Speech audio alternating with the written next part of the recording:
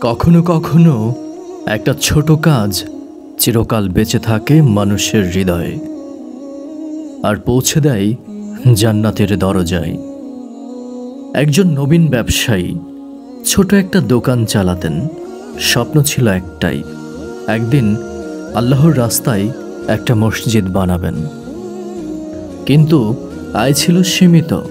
তারপরেও তিনি প্রতিদিন কিছু না কিছু জমাতেন আল্লাহর নামে।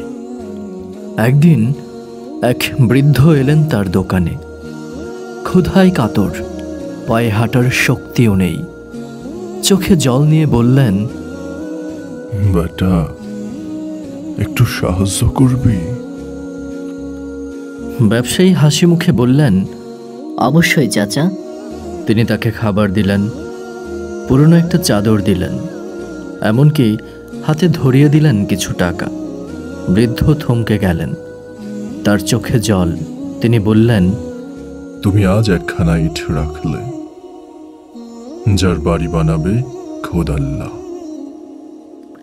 সময় কেটে গেল, ব্যবসা বড় হলো, সাফল্য এলো, কিন্তু মসজিদ বানানোর সুযোগ আর এলো না। ভেতরে কোথাও একটা আফসোস থেকে গেল।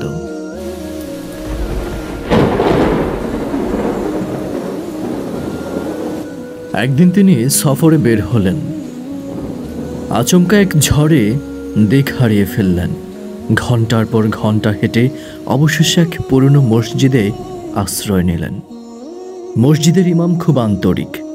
তিনি তাকে থাকার ব্যবস্থা করে দিলেন। সেই শান্ত সুন্দর মসজিদ দেখে ব্যবসায়ী মুগ্ধ। তিনি জিজ্ঞেস করলেন, ইমাম সাহেব, এই মসজিদ কে বানালেন? ইমাম বললেন, অনেক বছর আগে আমি খুব দরিদ্র ছিলাম। একজন ব্যবসায়ী আমাকে সাহায্য করেছিলেন। আমি প্রতিজ্ঞা করেছিলাম, যদি কখনো সামর্থ্য হয় আমি তার জন্য একটি মসজিদ বানাবো। এই মসজিদ সেই প্রতিশ্রুতির ফল। ব্যবসায়ী কাপা কণ্ঠে বললেন, আপনি কি জানেন সেই ব্যবসায়ী আমি? দুজনেই চোখের জল ধরে রাখতে পারলেন না। জড়িয়ে ধরলেন একে অপরকে, আর আকাশ থেকে যেন বয়ে এলো রহমতের বাতাস। তুমি যখন আল্লাহর জন্য কিছু করো, তখন তা কখনোই হারায় না, বরং ফেরত আসে বহু গুণে। কারণ আল্লাহর ভান্ডার অসীম।